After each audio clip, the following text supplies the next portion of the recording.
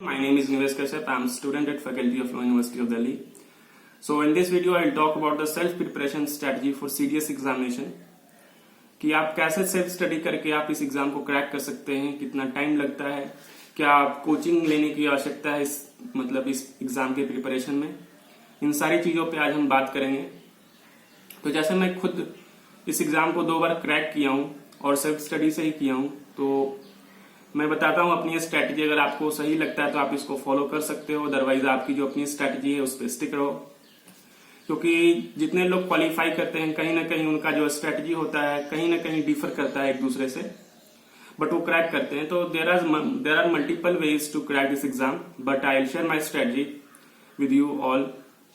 सो start करता हूँ कि मुझे कितना टाइम लगा एक्चुअली पूरा प्रिपरेशन करने में। क्योंकि आपको जैसे कुछ लोग, मैं कंप्लीट स्ट्रैटेजी बता रहा हूँ, कंप्लीट प्रिपरेशन बता रहा हूँ, ऐसा नहीं कि आप इस सब्जेक्ट को छोड़ दिए या उस सब्जेक्ट को छोड़ दिए। I am not talking about just clearing the examination और समथिंग लाइक दैट।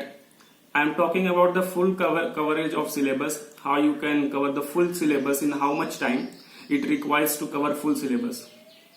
सो मैं स्टार्ट करता हूँ। तो आइडियली आपको 6 to 8 months लगेगा इस एग्जाम के सिलेबस को पूरा कवर करने में। मतलब कि अगर आप अच्छे बिल्कुल स्क्रैच से करना चाहते हो एंड द कंप्लीट कवरेज, तो आपको 6 to 8 months लगेगा इसको कवर करने में, जो आइडियली होता है। Otherwise it will take 1 year also for the students who are below average. Like मेरे केस में मैंने 1 साल से ज्यादा लिया है इस सिलेबस को कवर करने में। बट वन थिंग इज कि मैंने हर सब्जेक्ट को अच्छे से पढ़ा है, like from the scratch to the highest, whatever the sources I will share with you। मतलब आप देख सकते हो उससे कि आपको आइडिया लग जाएगा कि मैंने कैसे पढ़ा है और कितना स्टार्ट किया था और कितना टाइम लगा।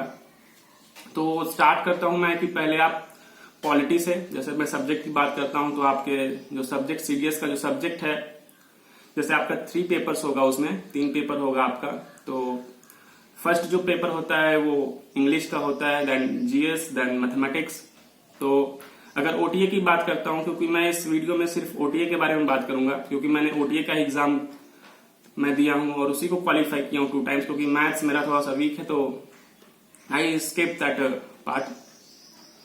तो पहले बताता हूं मैं अपनी बुक लिस्ट के बारे में कि मुझे 1 साल लगा ऑलमोस्ट कंप्लीट। तो बीच बीच में एग्जाम दे रहा था, but just for the shake of कि मुझे कितना मतलब आता है इसके लिए मैं एग्जाम देता था।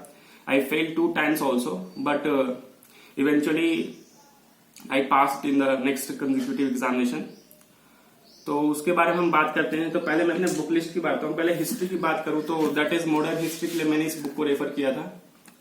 और आप जब पढ़ते हो तो पहले एक बार में रीडिंग करो, अच्छे से समझो क्या है सिलेबस, तो आपको बेसिक आइडिया लगेगा। ऐसा नहीं कि फर्स्ट टाइम ही आप इसको याद करने लग जाओ कि सब कुछ ऐसा।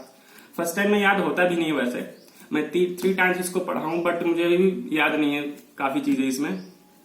तो आपको याद नहीं करना, बट आपको क्या करना है कि रिवाइज करते रहना है, पढ़ते रहना है। क्योंकि आपको वही एग्जामिनेशन में जाओगे तो आप क्वेश्चन सॉल्व कर दोगे अगर आप पढ़े हो तो अच्छे से रिवीजन के साथ। तो मॉडर्न हिस्ट्री के लिए मैंने स्पेक्ट्रम पढ़ी थी, ये देख सकते हैं आप।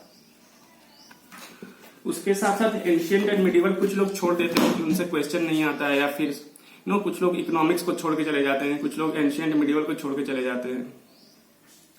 तो द मोमेंट आप उसको छोड़ के जाते हो तो आप समझ लो कि अगर 120 क्वेश्चन आ रहा है तो आप 20-25 क्वेश्चन तो ऐसा ही छोड़ के जा रहे हो, वो आपसे सॉल्व होगा ही नहीं। तो मैं ये नहीं सजेस्ट करूंगा कि आप छोड़ के जाओ कोई भी चीज, हर सब्जेक्ट को पढ़ के जाओ। क्योंकि कितना भी पढ़ के जाओ तो आप 50-60% ही अप्रोच कर, मतलब आपका क्वेश्चन सही होगा। ये मैक्स टू मैक्स 70%, उससे ज्यादा नहीं हो सकता है। तो अगर आप 100 पढ़ के जाओगे तो 60 करके आओगे। अगर 120 का पढ़ के जाओ तो शायद आप 60-70 क्वेश्चन सही करके आओगे।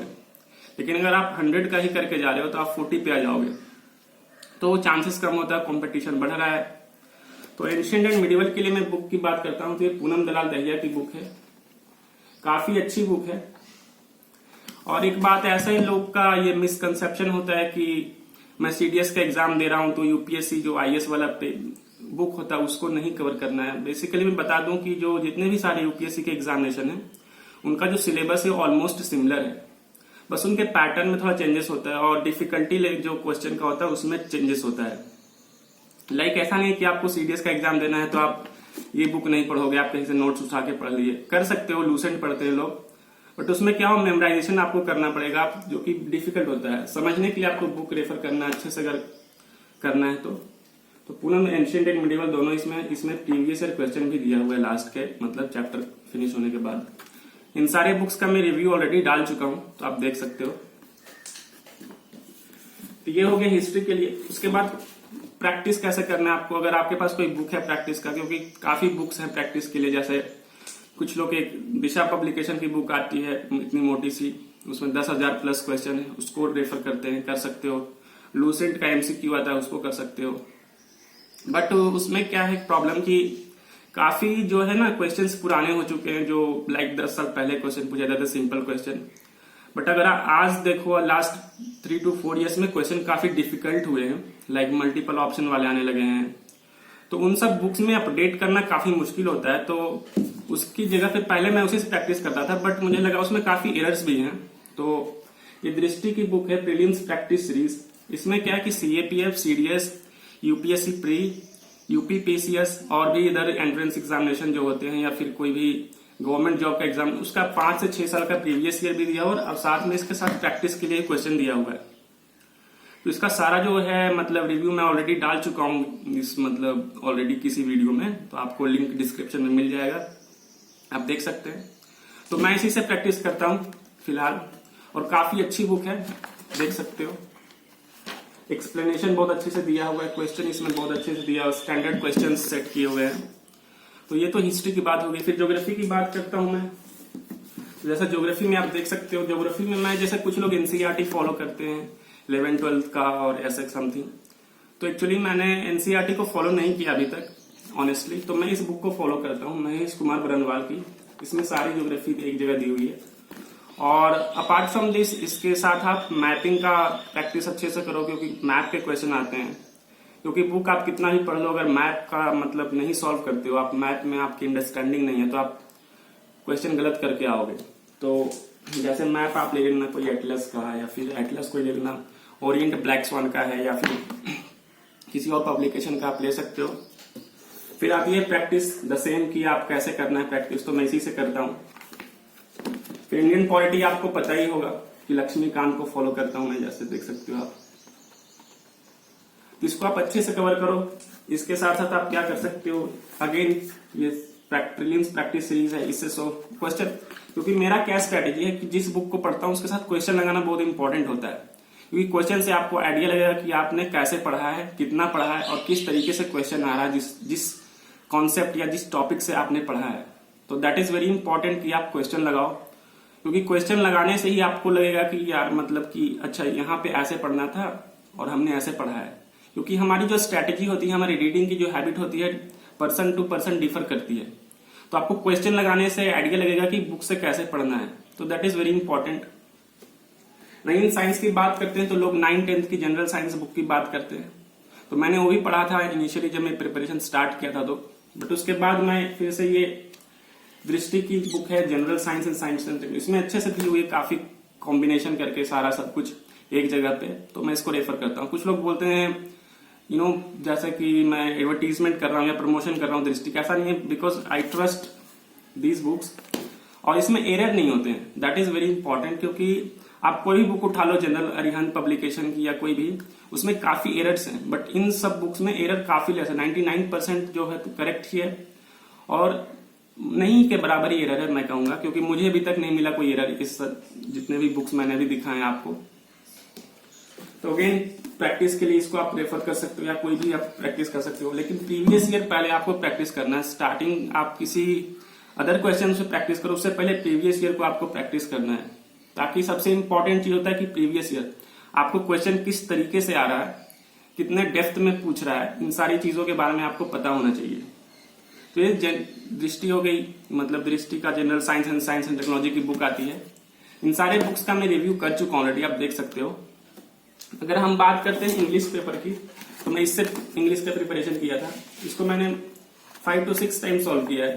तो आप इंग्लिश के लिए मैंने कहूंगा कि आप इसी बुक को रेफर करो, या कहीं आप कोई भी कर सकते हो। SP बख्शी की बुक आती है, उसको रेफर कर सकते हो, या कोचिंग किसी वीडियो देख लो, या मतलब something. English is more about practice. एक बार आपका कॉन्सेप्ट उसमें क्लियर हो जाता है तो आप प्रैक्टिस करो, कहीं से भी करो, दैट इज डिफरेंट थिंग। तो करंट अफेयर्स की बात करते हैं। तो करंट अफेयर्स के लिए आप, जैसे कि मैं अगेन इस मैगजीन को फॉलो करता हूँ BSTIS की तरफ से, तो काफी अच्छी मैगजीन है, आप कोई भी मैगजीन फॉलो कर सकते हो। इसके अलावा मैं यूट्यूब चैनल फॉलो करता हूँ GK टुडे करके, तो उससे मैं डेली बेसिस पे देखता हूँ और न्यूज़पेपर को फॉलो करता हूँ। तो ये सोर्सेस है। मंथली मैगजीन में मुझे रिवाइज करना होता है तो मैं इसे रिवाइज कर लेता हूँ, क्योंकि वीडियो को कंप्लीट फिर से पूरा देखना दैट इज नॉट पॉसिबल। तो मैं डेली बेसिस पे वीडियो देखता हूँ और मंथली इसे कवर करता हूँ। तो इकोनॉमिक्स के लिए अगेन मैंने मतलब नोट्स रेफर किया था कि मतलब ऐसा किसी इंस्टीट्यूट का, तो बाकी सिर्फ इकोनॉमिक्स ऐसा था जिसमें मैंने नोट्स को रेफर किया था। इसलिए किया था, ऐसा नहीं कि मेरा ग्रेजुएशन में इकोनॉमिक्स था तो मुझे बस देखना था कि कैसा क्या है क्वेश्चन, इसके लिए, अदरवाइज मैं बुक ही रेफर करता। तो ये सारी वीडियोस मतलब बुक्स लिस्ट थी मेरी जो मैंने प्रिपरेशन के टाइम पे किया था। तो आई होप कि आपको कुछ हेल्प मिला होगा। कुछ कमेंट बॉक्स में पूछना चाहते हो तो आप पूछ सकते हो। इस वीडियो में इतना ही। Thank you and have a nice day.